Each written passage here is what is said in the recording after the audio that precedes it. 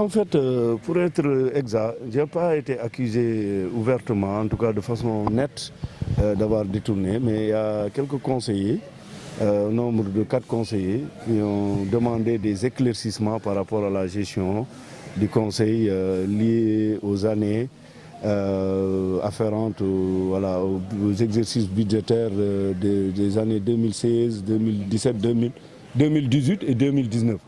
Donc je n'ai pas été précisément, nettement, de façon précise accusé de détournement, mais des conseillers, au nombre de 4 conseillers, m'ont demandé d'apporter des éclaircissements par rapport à la gestion liée aux années budgétaires 2016 à 2018. Donc ce n'est pas des accusations formelles, c'est des éclaircissements. Nous avons convoqué cette session parce que, comme vous le savez, j'ai été interpellé par 4 conseillers et j'avais donné rendez-vous aux populations et aux conseillers également qui m'avaient interpellé. Je leur avais donné rendez-vous ce jour, c'est-à-dire lors d'une session du conseil départemental. Donc nous nous sommes réunis aujourd'hui, nous, conseil départemental de Vélingara, en session ordinaire, parce que nous avions 5 points à l'ordre du jour.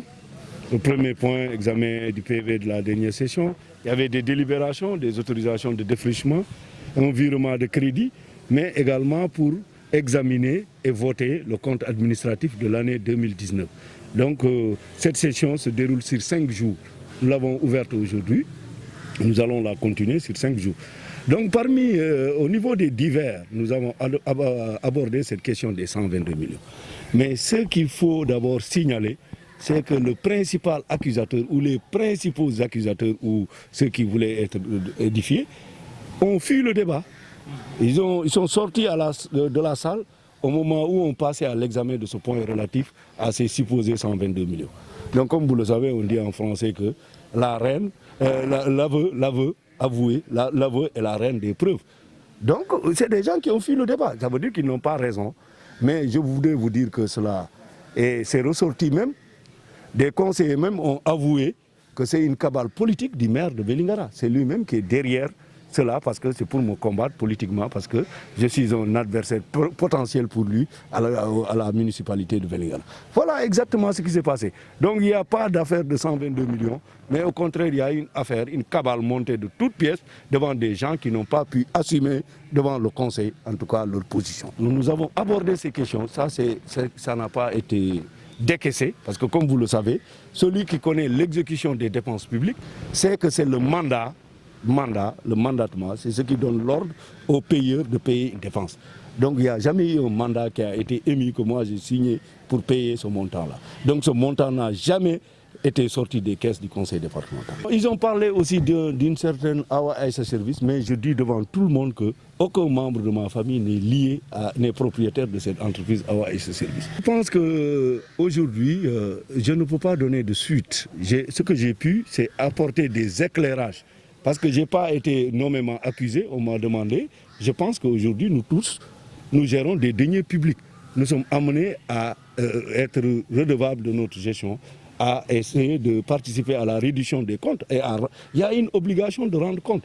Moi, je ne peux pas me soustraire de cette obligation-là.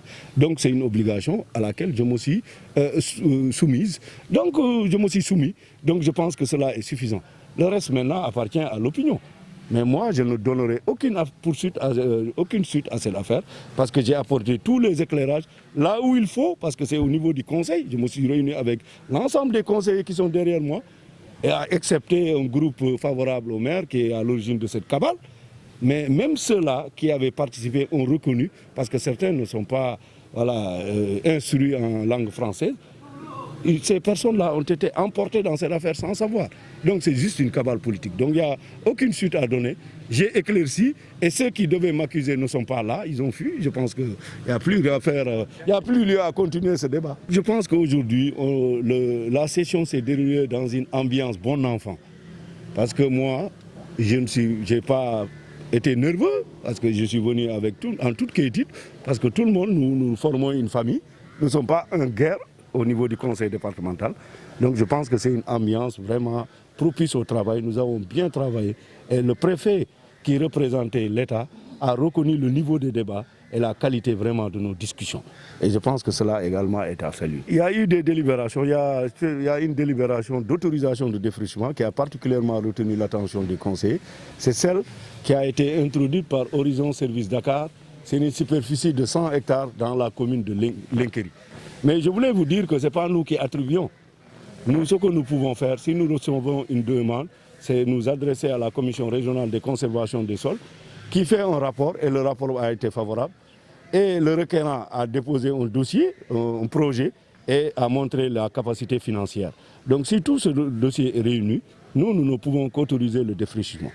Mais nous avons été prudents, on a autorisé pour 50 hectares d'abord, ensuite de façon progressive. Parce qu'il faut voir d'abord qu'il prouve sa capacité à réaliser les investissements pour lesquels il sollicite cette assiette foncière. Donc c'est ce qui a été fait. Justement, le représentant du PER a déjà attesté qu'il y a une parfaite concordance entre le compte administratif et le compte de gestion chez nous pour ce qui est dit de l'exercice 2019. Mais je vous dis que nous sommes allés plus loin parce que nous sommes un conseil qui vote régulièrement nos comptes administratifs. Et le débat est ouvert. Et je voudrais vous rappeler à ce titre que 2019, nous avons fait un report de plus de 42 millions. Donc si on n'était pas un conseil soucieux de la qualité de la dépense, je pense qu'on aurait dilapidé, on aurait dépensé tout l'argent.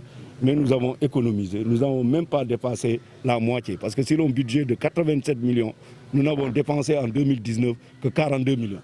Donc vous voyez, on est soucieux où on met notre argent. Donc je pense que ça aussi, il faut le signaler par rapport au compte administratif de 2019. Ces 42 millions ont été reportés sur l'exercice 2020. Le compte administratif retrace le budget de 2019. Je n'ai pas les chiffres, c'est aux alentours de 200 et quelques millions. Mais aussi bien en fonctionnement qu'en investissement. Mais en investissement, il faut retenir que le montant est de 87 millions. Et les 87 millions, nous n'avons dépensé que les 42 millions. Et le reste a été reporté sur l'exercice de cette année. L'appréciation que je fais de cela, c'est que tout le monde est désolé parce que les étudiants, nous comptons beaucoup sur eux. Mais moi, à ma qualité de président du conseil départemental et de fils de Vélingara, j'estime qu'en tant que fonctionnaire, je fais déjà beaucoup. Ce n'est pas essayer de me vanter. Mais je vous rappelle que cette année, il n'y a pas longtemps, j'ai dégagé un montant de 3 millions qui ont été remis à la fédération départementale.